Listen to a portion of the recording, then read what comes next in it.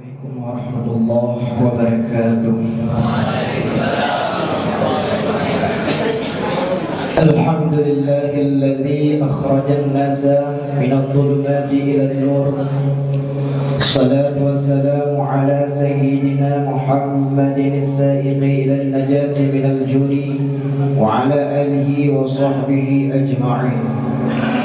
وقال الله تعالى في القرآن الكريم أعوذ بالله من الشيطان الرجيم بسم الله الرحمن الرحيم يا أيها الذين آمنوا إن تنصروا الله ينصركم ويثبت أقدامكم صدق الله العظيم.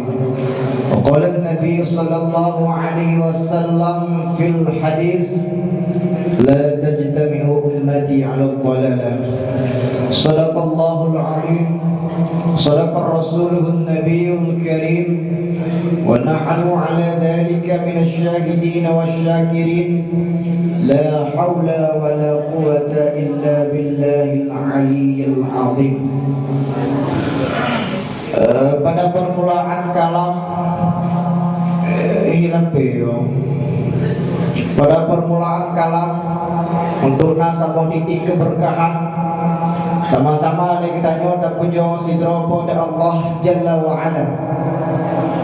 Sampo saahnya, sampo detiknya, sampo bunga yang paling mulia oleh Allah Subhanahu wa taala maka mencurahkan dua cahaya dalam diri pribadi kita umat manusia, yakni cahaya keimanan dan cahaya keislaman.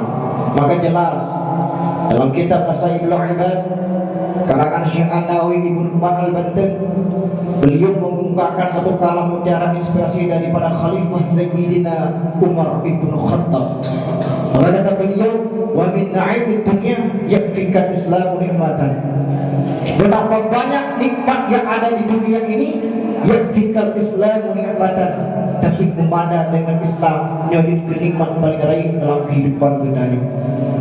Selawat, pakaikan salam, sama-sama kita sanjungkan seorang pemuda revolusi Islam yang 23 tahun perjuangannya mampu memperbaiki pola pikir aspek kehidupan manusia di atas permukaan bumi ini, yang 23 tahun perjuangannya mampu memperbaiki peradaban seluruh umat manusia di atas permukaan bumi ini, yang masyhur namanya di langit dengan nama Ahmad, yang masyhur namanya di bumi dengan nama Muhammad, as-sahibul hidayah, as-sahibul fadilah, as-sahibul syafa'ah, sosok pemuda yang dirindukan seluruh penjuru umat manusia.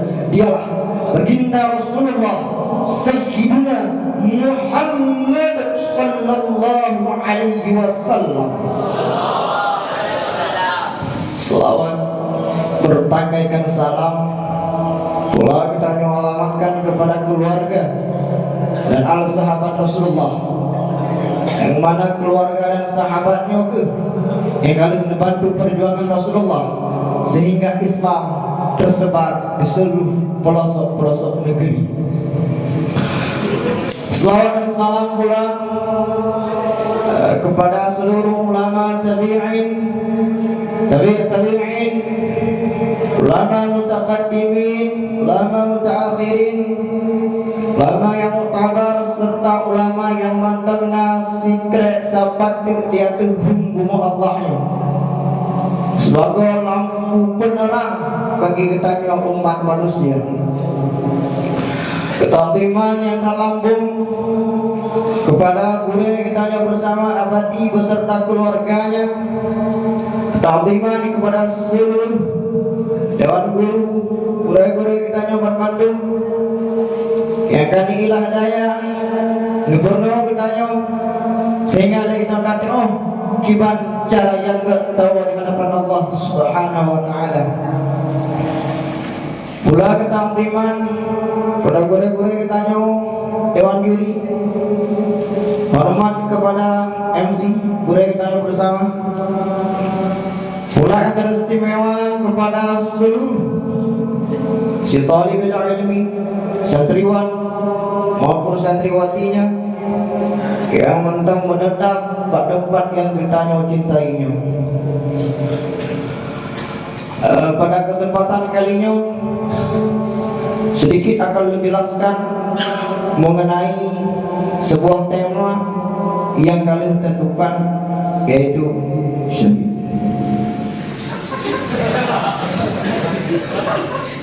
Ikhwanul muslimin sedang kulbah insyaallah dimuliakan oleh Allah Subhanahu wa taala. Pada dari masyarakat gede-gede bawah. Dalam kitab Ihya Ulumuddin, Imam Al-Ghazali, beliau mengatakan bahwa segala yang kita tak perangi seorang guru, maka terlebih tampang diri orang ini. Jadi pribadi orang perang. Maka ada 20 tentara yang menjadi musuh bebuyutan kita yo. Namun kita umat manusia yang anak sadari yang bahwa 20 tentaranya merupakan musuh kita yo yang tipuro, tikmasa, jiilah daya kayo tanya puji daripada Allah Subhanahu wa taala. Putra 20 tentara tersebut. Dalam 20-nya terbagi pada dua, nafsu dan hawa. Maka 5 sapu yang kita bahas pada kesempatan kali ini. Karena waktu agak singkat. Yang pertama nafsu, tentara nafsu. Tentara nafsu merupakan musuh pemimpin kita. Mereka tak lawan pahala syahid yang menumpuk. Pahala syahid yang menumpuk. Yang pertama tentara nafsu yang ada dalam pribadi dan umat manusia putra. Al-Hansun, Jumo, bulu, depu bulu, bulu. Yang kue Pak Kantin untuk pun tak terus tak ada nama napri tak terus bulu. Yang tentara nafsu, tentara nafsu tersebut dia paling kelawan agar tanya ke Allah Subhanahu wa taala. Maka dalam kalam Imam Al-Ghazali mengatakan bahwa sepatutnya tanya umat manusianya dan ciptakan kriteria dalam kehidupan kita ini. Kesiapan menjalankan semua perintah Allah, kesanggupan menjauhi segala larangannya, dan kesetiaan menerima segala cobaan dari Allah Subhanahu wa taala. Tapi tentaranya yang pujian tanya daripada Allah Subhanahu wa taala, yaitu tentang nafsu yang pertama al-hirsul perang bulu. Kemudian yang kedua, tentara nafsu yang payah ditanya perang yang menjadi musuh buyutan tanya umat manusia di bawahnya, yaitu wasyahwah, hawa yang kekal. Ledo najak buat ke hawa kina, labut tu najak buat ke hawa kina.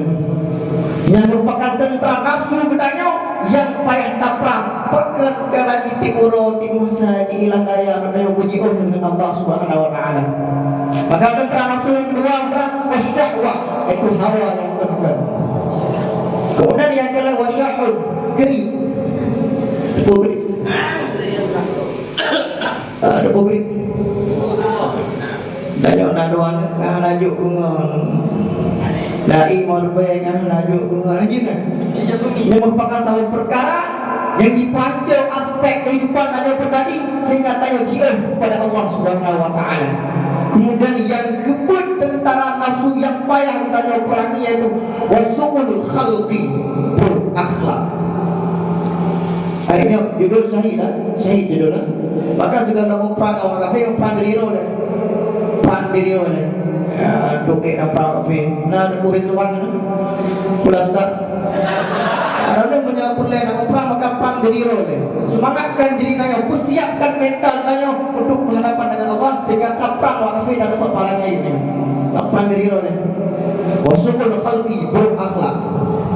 Pengajaran Nabi Rasulullah dalam hadis khaliqin nasa bi khuluqin hasanah, perkaulan manusia dengan akhlak-akhlak yang terpuji, tapi mereka dengan mengedepankan nafsu di bawahnya. Wasukul khalqi berakhlak. Dengan apalagi yang paling bahaya dengan musik ini. Maka perbuatan tersebut dapat terhindarkan. Perang yang begitu payah-payah perang berbuah. Kemudian yang kelima watana, itu konsepsi. Tentang nafsu yang kelima yang kita bahas itu watama, hansip. Lagu itu tengah tahu hidup peng mampir. Baru dia kalau gelong. Barunya oleh Allah diberi kedanya merek HP agak rendah baju. Aidah agak rendah, jadi di bawah-bawah gok lah. Hasil-hasil dah lagi lah. Pertama yang tempat nafsu yang diperangkannya di orang.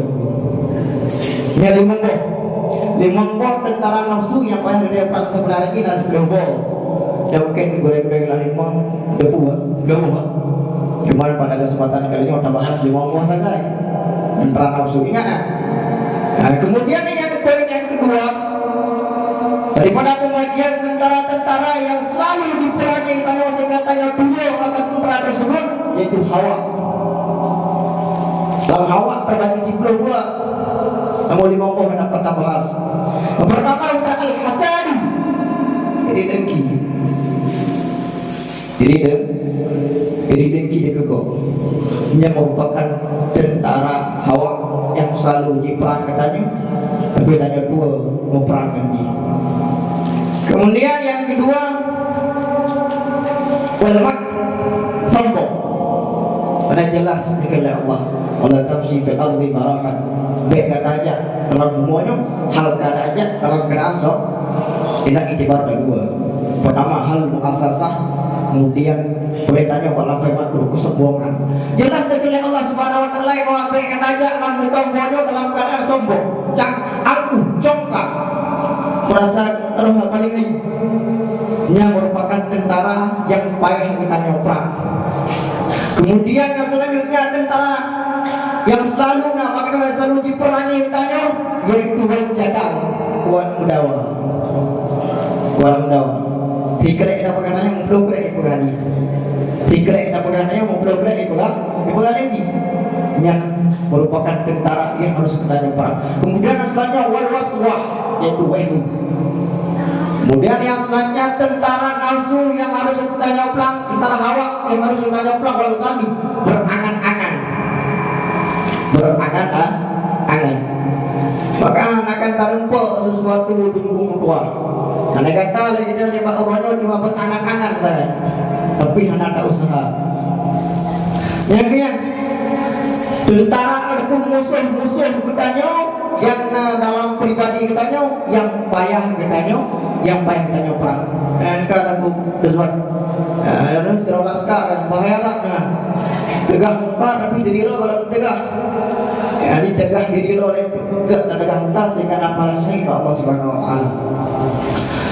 Allah Subhanahu wa taala menganugerahkan akal dan pikiran kepada kita umat manusia. Yang mana dengan akal pikiran tersebutlah kita lihat aspek kehidupan manusia pada hari ini. Mereka mampu menciptakan teknologi yang luar biasa.